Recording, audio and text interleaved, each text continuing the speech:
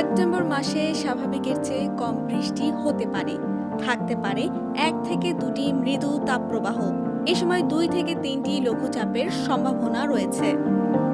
আবহাওয়া অফিসের দেওয়া সেপ্টেম্বর মাসের দীর্ঘমেয়াদী পূর্বাভাসে এ তথ্য জানানো হয়েছে। তারা বলছেন, সেপ্টেম্বরে স্বাভাবিক বৃষ্টির সম্ভাবনা রয়েছে। এই মাসে 2 থেকে 3টি লঘুচাপ সৃষ্টি হতে পারে, এর মধ্যে একটি নিম্নচাপে পরিণত হতে পারে। আবার এ মাসে 1 থেকে 2টি মৃদু তাপপ্রবাহ বয়ে যেতে পারে।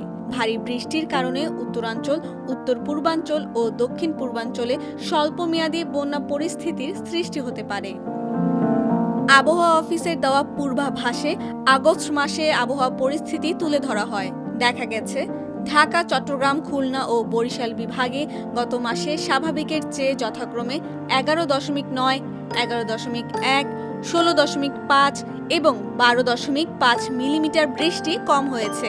তবে ময়মনসিংহ বিভাগে স্বাভাবিকের চেয়ে 44.3, সিলেটে 43.3, রাজশাহীতে 25.8 এবং রংপুরে 41.3 মিলিমিটার বৃষ্টি বেশি হয়েছে। সার্বিকভাবে 1.2 মিলিমিটার বৃষ্টি বেশি হয়েছে আগস্টে। এদিকে সেপ্টেম্বর মাসের প্রথম দিন শুরু হয়েছে তীব্র গরম দিয়ে।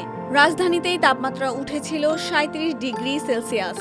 সর্বোচ্চ তাপমাত্রা রেকর্ড করা হয়েছিল সিলেটে 38 ডিগ্রি সেলসিয়াস। এছাড়া ঢাকা সহ 7 বিভাগে কম বেশি বৃষ্টির পূর্বাভাস দিয়েছে আবহাওয়া অফিস। কোথাও কোথাও আবার ভারী বৃষ্টি হওয়ার কথাও বলা হয়েছে। 3 সেপ্টেম্বর সন্ধ্যা 6টা থেকে পরবর্তী 120 ঘন্টা অর্থাৎ 8 সেপ্টেম্বর পর্যন্ত আবহাওয়ার পূর্বাভাসে এ তথ্য জানিয়েছে আবহাওয়া অধিদপ্তর। রংপুর, ময়মনসিংহ, চট্টগ্রাম ও সিলেট বিভাগের কিছু কিছু জায়গায় এবং রাজশাহী, ঢাকা, খুলনা, বরিশাল বিভাগের 2-1 জায়গায় অস্থায়ীভাবে দমকা হাওয়া সহ হালকা থেকে মাঝারি ধরনের বৃষ্টি হতে পারে। একই সময় সারা দেশের কোথাও কোথাও মাঝারি ধরনের ভারী বৃষ্টি হওয়ার সম্ভাবনা রয়েছে।